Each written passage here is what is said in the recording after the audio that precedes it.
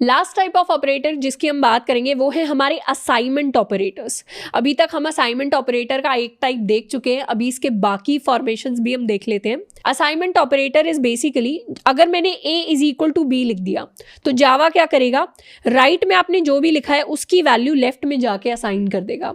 और ये जो इक्वल टू है इसको हम कहेंगे असाइनमेंट ऑपरेटर। तो सबसे पहला असाइनमेंट ऑपरेटर हमारे पास होता है इक्वल टू। जैसे ही मैंने a इक्वल टू बी लिखा तो मेरे a के अंदर b की वैल्यू आ जाएगी। अगर b की वैल्यू 5 है तो a की वैल्यू अगर 10 थी तो वो कट के मेमोरी के अंदर उसकी वैल्यू भी 5 बन जाएगी। ये हम अभी तक आकर बहुत बार देखते आए हुए हैं, बट इस बार हम एक डिफरेंट वेरिएशन एक्सप्लोर करेंगे असाइनमेंट ऑपरेटर का। अगर कभी मुझे ऐसा लिखना हुआ a is equal to a plus 10 या b is equal to b minus 5, तो इस स्टेटमेंट को मैं लिख सकती हूं a plus equal to 10 and इस स्टेटमेंट को मैं चेंज करके लिख सकती हूं b माइनस इक्वल टू 5। तो ये बस एक छोटा तरीका है सेम असाइनमेंट को लिखने का, जहां पर भी असाइनमेंट आ जाता है और ऑपरेंड सेम रहता है, सिर्फ एक वेरिएबल वैल्यू आती है, तो वहां पर हम लिख सकते हैं प्लस इक्वल टू, एंड जहां पर माइनस हो रहा है, सेम ऑपरेंड में से कुछ माइनस हो रहा है, सेम वेरिएबल में से कुछ माइनस हो रहा है और उसी वेरिएबल को असाइन हो रहा है, तो वहां पर हम लिख सकते हैं b minus is equal to 5। अगर हमारे पास कोई वेरिएबल है int a is equal to 10 और मुझे अगर प्रिंट करवाना है system dot out dot print ln इसी a को, बस इसकी वैल्यू को मुझे थोड़ा सा चेंज करना है। अगर मैं लिखूं a is equal to a plus 10 तो उस केस में क्या होगा, मेरा जो a है वो 20 की तरह मेरे लिए प्रिंट हो जाएगा। पर यहीं पर अगर मैं इसे कर दूं कमेंट और यहां मैं लिख दूं प्लस इक्वल टू 10, तो उस केस में भी जावा मुझे सेम आउटपुट रिटर्न करेगा विच इज 20। तो इस स्टेटमेंट और इस स्टेटमेंट में कोई डिफरेंस नहीं है। इनफैक्ट मैं बताऊं तो ये वाली स्टेटमेंट ज्यादा जल्दी एग्जीक्यूट होगी, जावा ज्यादा स्पीड के साथ इसको एग्जीक्यूट करेगा।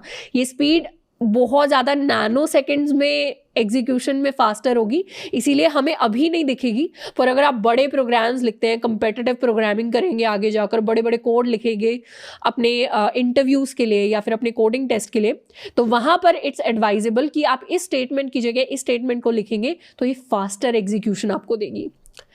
उसके अलावा एक और वेरिएशन चेक कर लेते हैं कि int b is equal to 5। अब मुझे अगर करना है b is equal to b minus 5, तो ये मुझे पता है क्या वैल्यू देगा। फाइनल b की वैल्यू को अगर मैं प्रिंट करवाना चाहूँ तो मेरे पास प्रिंट होकर आने वाला है 0। वहीं पर इस स्टेटमेंट को चेंज करके अगर मैं लिख दूँ b minus equal to 5 and फिर मैं b को प्रिंट करवाऊँ, तो उस केस में मेरे पास प्रिंट होगा 0 ही।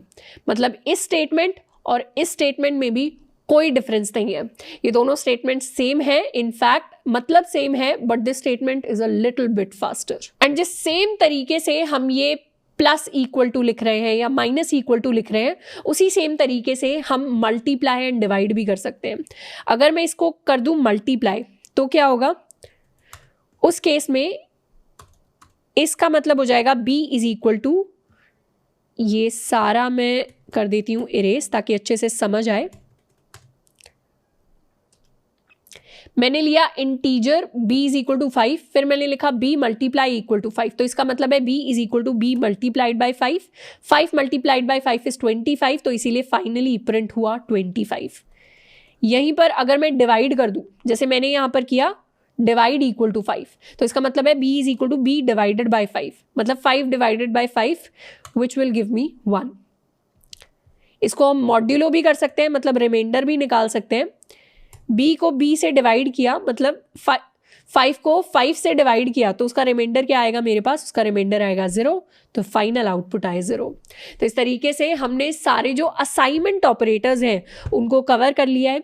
इनको डे टू डे जो हम डिफरेंट आगे जाकर बहुत सारे कोड लिखने वाले हैं, बहुत सारे प्रोग्राम लिखने वाले हैं, बहुत सारा लॉजिक बिल्डअप करने वाले हैं, उन कोड्स के अंदर इन सारे के सारे ऑपरेटर्स को हम एक एक करके यूज़ कर रहे होंगे।